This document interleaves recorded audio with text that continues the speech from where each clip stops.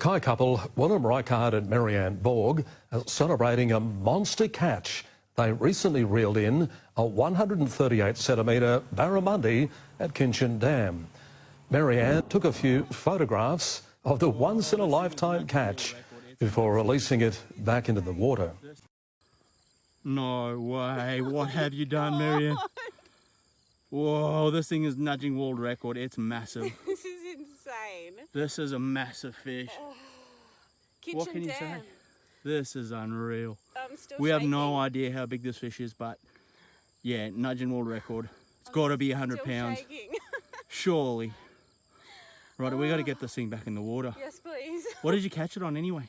A fluorescent pink lure.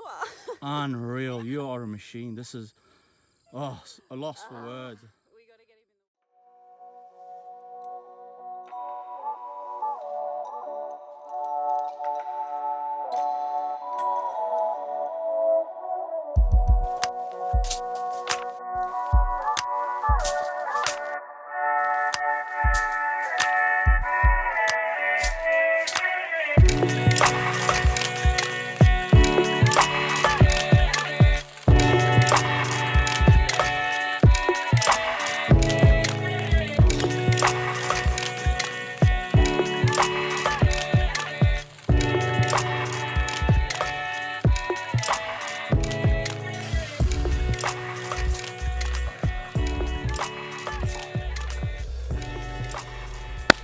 Kinchant Dam, where do I begin?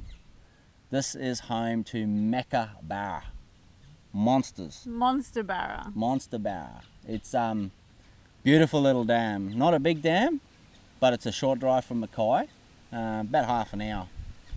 And you can come out here, you can chase the fish in the deep, blind casting for them, or you can get up nice and shallow and you can catch these fish side casting. Nothing's better than seeing them. Very cool.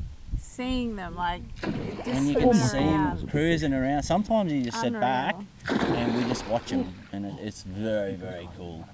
Like the energy, the excitement, everything that happens in those moments when you see that big fish, big tail, big fin. It's awesome.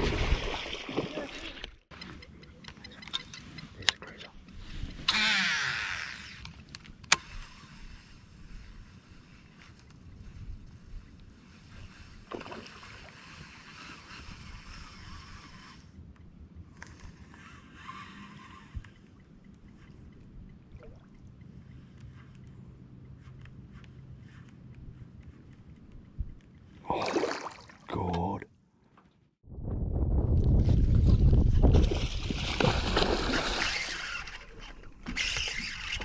This video has been a long time coming. We wanted to do it for a while, and we put some time into this one, so you definitely want to watch this one. This is cool. It's a pretty special one. Yeah. It's a very special one.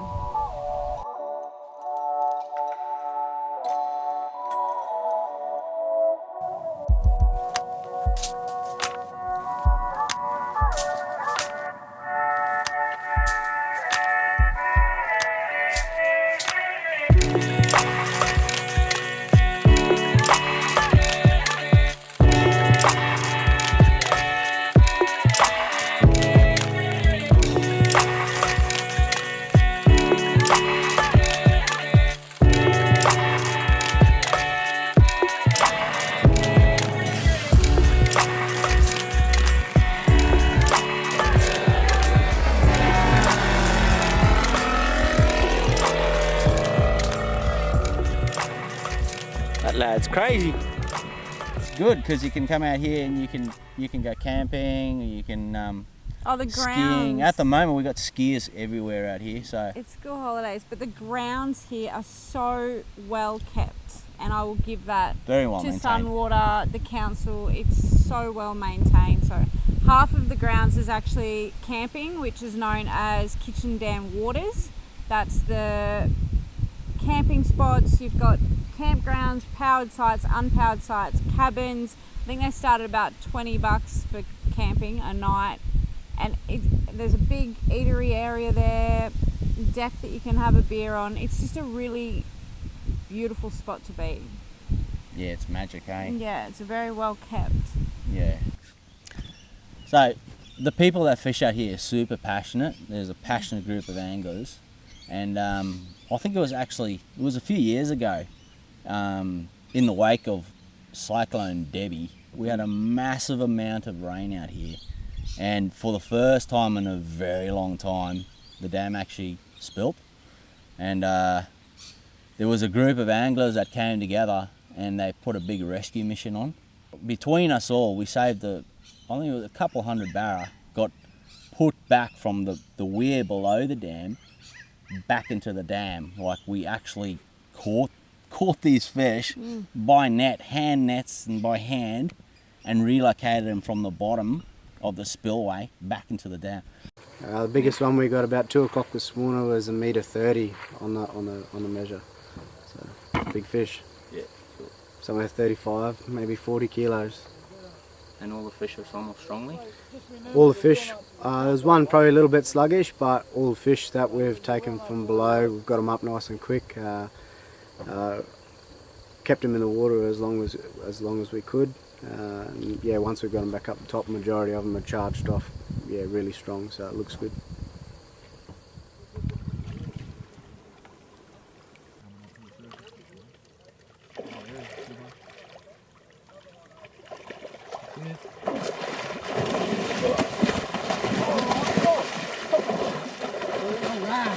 Right in front of you.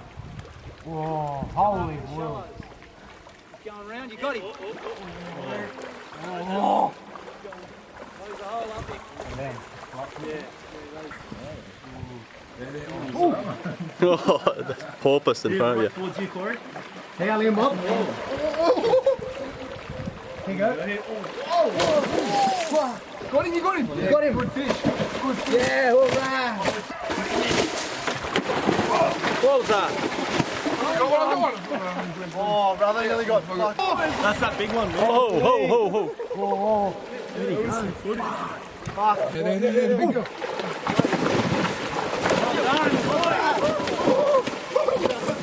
What the?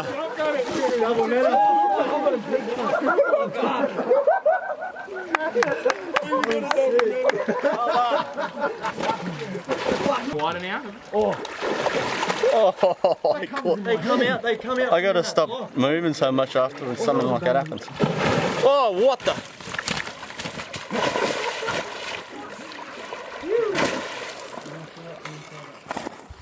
We've all got a passion for fishing, and we don't like seeing our fish get hurt.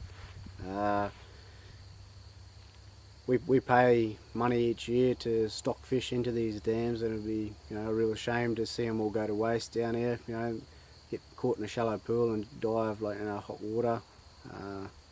You know, birds get them. Yeah, we're all down here, band together, try and get as many fish out and back into the system as we can. So next time we come out fishing, or yeah, we've got fish to catch again. That was unreal to watch that group of people come together and put on a show like that to move the fish back into the dam was cool. And you know what? It's a testament to the dam and the fish in the dam, because not even 12 months ago is when Mary Ann caught her massive barra. So, you know, to have those big fish in this dam is very cool. It's very unique, very cool. And the fish are massive, mate. Like, And even yeah. just seeing that, you can see how passionate these anglers are about this dam. Yeah. Like, to go in their own time to save these fish, like, it was literally people calling everybody, you know, we need to go out here now. We need a This is hand. what's We need happening. to make we this need happen. a hand. And then to have such a big group of people come here straight away, yeah, it's amazing. it's cool. Like, yeah, you couldn't ask for much more. Mackay Area Fish Stocking Association and the people that surround it are dead set legends. Yeah. You know, to have a fishery like this, you come out here for the day and enjoy. You come out with the family, come out with the missus, whatever. It's very cool. It's very cool. That's pretty cool. Very cool. We're on a campsite, a kitchen. Wow. It's turning. You do whatever you want to do, love. It's turning. Yes. Oh, that fish is going to eat. Surely. Here we go.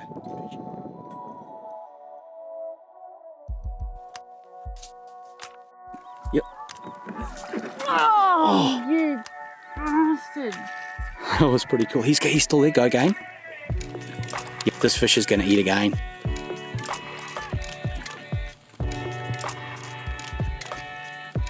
Oh, he was actually going to eat again, that fish.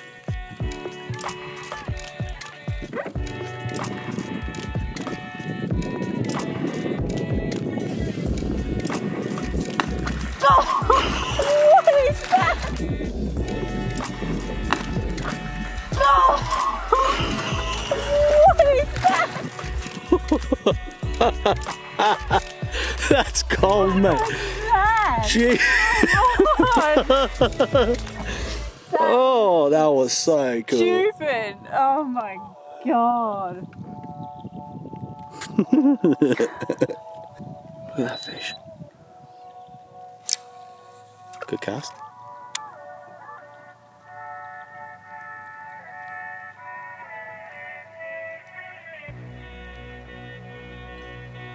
Yeah, he's gonna eat it. Got him. Yeah.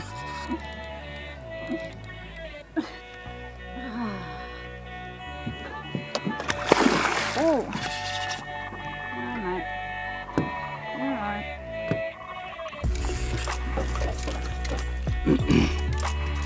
But I almost got him. He just hooked him too. Good job. He's only a little tucker, but I'll take him. The sun's out today. This guy made me work for him today actually. He missed about 3. He come along. God bless him. He didn't make it past you, did he? Didn't make it past me. Very cool. Good job. Good job. Might get him swimming a bit.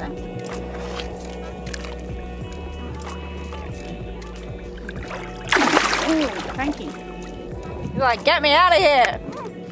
It was December 2019. We had come out here at about maybe 4 o'clock in the afternoon for an afternoon fish, and the dam was dead. It was just, we weren't having any luck that day, and I remember saying to Will, I want to go in this spot, like I really want to go against the wall. We'd been fishing right at the back of the dam that afternoon, and we moved spots twice against the wall there, and it was 8:30 at night. It was just one of my last casts. We literally had 10 minutes left in us and we were going to pull the pin hang. And I just remember the strike. I just remember everything. And I just seen the silhouette, like obviously the moonlight was out and I could see the movement on the water surface, half a porpoise actually. And I thought, mate, that's a decent fish. And all I remember saying to him was, I think this is bigger than my PB. And my PB at that stage was a 104 from Timbra Dam. Yeah. And then all of a sudden this thing just half its head come out of the water. And right that's next when to, we're probably like, 2 meters from the boat. Oh my God, this is definitely bigger than my PB. Yeah. We actually had the anchor down that night and I just seen it go straight around the anchor line. And I remember like, Will, grab my rod. And he quickly grabbed the rod off me. And then I ran to the back of the boat because I knew what had happened. And I grabbed the smallest pair of braid scissors. And I finished cutting this bloody anchor rope. And I just remember grabbing the rod off Will. And he goes in, he's like, it can't fit in the net. And I'm like, just get the net. We've actually got footage of that, so we'll play back on that footage. Holy shit, Marianne. I am shaking. Look what has just happened. Holy shit. On my pink lure and everything. I can't even hold the phone steady. That thing is massive. Holy. Dude, we need to go to a bank or something. Holy shit. Man, that could be a world record. Oh my God. We've done it again. We had to like cut the anchor because it was getting caught around it. When he put this on the ground, I was just sitting at the front of the boat just shaking. Like it. Yeah, in the moment we're like, okay, deja vu, been here before. We need to get this fish to the bank real quick and then swim it. But Yeah, we got it to the bank, took some photos because it's a once in a lifetime fish. And that I remember that. Like, I remember sitting at the front of the boat, and like 2 seconds later I just changed. I'm like, Will, we need to get this fish back in the water. Like, I was just worried about killing this fish. It was such a big fish too, and I was just like, we need to get him back in the water now. And he's like, babe, we've got to go to shore. Yeah, we've got to get him in the water. We've got to get him swimming. And you want to get a photo with this fish. Yeah. It's a once in a lifetime fish. You've got to get a photo with it. Hubby done it, now wifey gonna do it. Yeah, baby, this thing is massive. Look at it. Damn. Okay, let's get it in the water and let it go, eh? Sounds good. It was just literally a 10-second drive to the shoreline. Yep. And Will grabbed this fish and got him in the water. And as soon as I started seeing this fish, he was more relaxed, and I could see his gills pumping, and I felt better about it. Yeah, very cool. And then I was just like, it was an awesome I night. can't hold this fish. How am I going to hold this fish? Yeah. And Will just sat him on top of me. So. Definitely in memory, we'll never forget that it one. was pretty funny. It was, It was cool because at that point I was like, I can't believe this is happening again. I caught a fish this size. Actually, it's probably a bit smaller, to be honest. Yeah. And Mary came through and caught 100 pound, no doubt. World's biggest barramundi. Hey, you make your own decision on that. We've got the footage, so I would say, I personally, I've never seen one bigger, but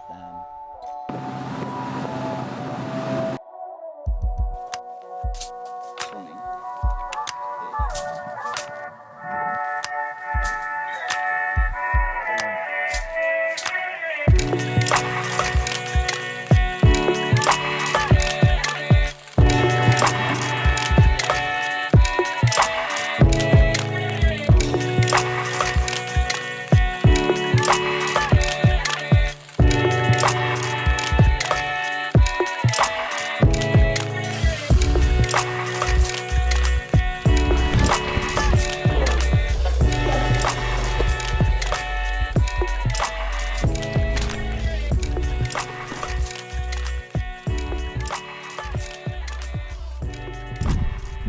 Where is he? He's swimming towards us now. Go there in the shallow. Look, he's coming. No, can't see him. Yeah, got him. Good job.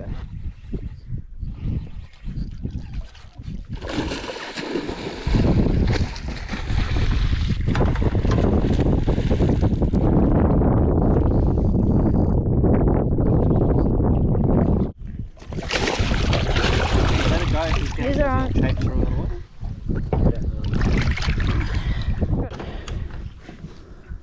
He's a good fish. Hey, good fish. He's a good fish. Bloody ate the bait junkie. Look at that.